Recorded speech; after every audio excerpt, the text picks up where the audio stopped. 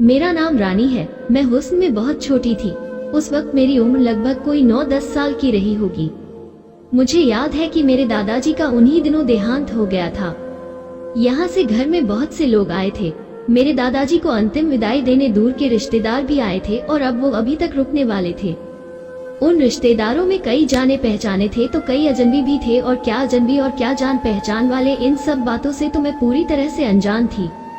घर में सबसे छोटी शरारती और चुलबुली में ही थी, और तो और सबकी चाहिए थी और लाडली हुई थी।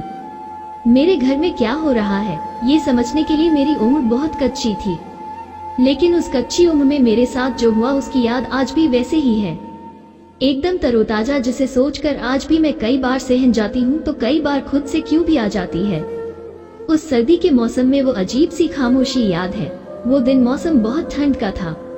सारे लोग दादाजी के क्रियाकर्म में बिजी। मैं बाकी बच्चों के साथ घर में छुपन छुपाई खेल रही थी। हम बच्चों में एक बड़ा बच्चा भी था जो हमारे साथ खेल रहा था। वो भी हम छोटे बच्चों की तरह ही रिश्ते में, तो वो भी मेरा भाई ही था। दूर का रिश्तेदार दादाजी की बहन का पोता। हम सारे लोग उसे काफी घुल मिल गए थे। मेरी भी उससे काफी मित्रता हो गई। उसे भी मेरी तरह कार्टून नहीं बल्कि टीवी पर नाटक देखना पसंद था। वो सबके सामने मुझे प्यार करता, छोटी हूँ कहकर कुछ करता भी, और मेरी होनहार ई की तारीफ ही भी करता। कभी गोद में खिला था तो कभी गोद में उठाकर ले जाता, कभी चॉकलेट खिलाने तो कभी यूं ही चलाने। पर उस दिन कुछ अजीब हुआ, इतना अजीब कि मैं आज भी उस बात को याद कर उसे महसूस कर सकती हूँ, और फिर सारी फोटोज मेरी आंखों के सामने ऐसे आ जाती है जैसे कोई डरावनी मूवी। एक दिन अचानक रूम में मैं उसके पास में छुप गई। मैंने उससे कहा भी था कि भैया किसी को बताना मत कि मैं आपके पास चुकी हूँ। उसने कहा ठीक है, नहीं बताऊंगा। उसने यही कहा था। खेल का बहाना देखकर उसने मुझसे, मेरे पास आ जाओ, मेरे इस रजाई में जहाँ मैं तुम्हें छुपा लेता हूँ और कोई भी तुम्हें नहीं ढूंढ पाएगा। ठंड भी थी और मैं छुप गई क्योंकि वो खेल मुझे जीतना था, और मैंने उसकी बात मान ली। उसने मुझे प्यार से पूछ करना चालू किया। मुझे अच्छा लग रहा था, पर अस्थायी सा मुझे अजीब सा महसूस होने लगा। वो प्यार कुछ करना मुझे अच्छा नहीं लग रहा था। वो मेरे सीने को टच कर रहा था। उसमें तो मेरे सीने पर कुछ था भी नहीं। मैं एकदम नॉर्मल बच्चों की तरह थी। उसने मेरे नींबू पर जोर से चोटी काटी। मैं चिकुड़ी चिल्लाई, पर उसको ज्यादा दूर नहीं जा सका क्योंकि उससे पहले ही उसने मेरा मुंह बंद कर दिया था।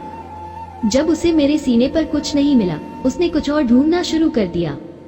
उस समय तो नहीं समझ पाई आखिर वो क्या चाहता था, लेकिन बचपन की उसकी तलाश को अब मैं समझ पाई, और अब मैं उसकी तलाश को बहुत ही अच्छी तरह से समझती हूँ। वो अपना हाथ में रिफन के अंदर की तरफ बढ़ाने लगा और फिर उसने मेरी चिड़िया को टच करना आरंभ कर दिया।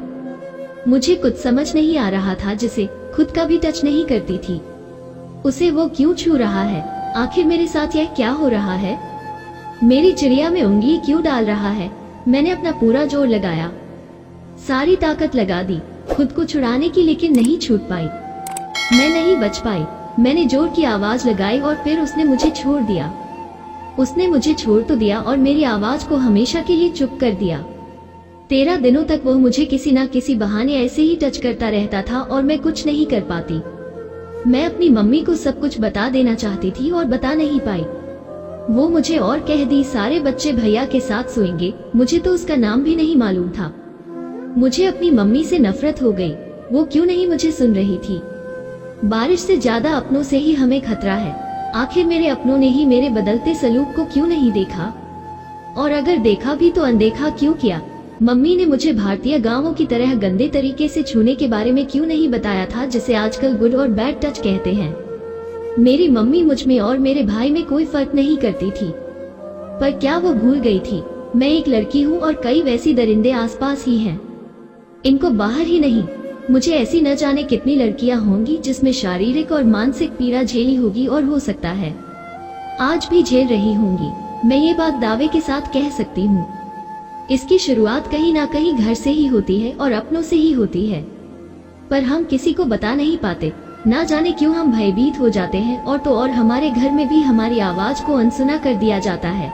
ऐसा करने से हम कई बार खुद को ही कसूरवार मान लेते हैं, लेकिन ऐसा कब तक चलेगा? और हमें अपनों के खिलाफ आवाज उठाने में हमारे अपने ही क्यों रोक देते हैं, जिसकी वजह से उस गम को हम सारी उम्र साथ लेकर चलने को मजबूर हो जाते हैं। तो दोस्तों, यह कहानी कैसी लगी कमेंट करके बताएं और सब्सक्राइब भी कर ले।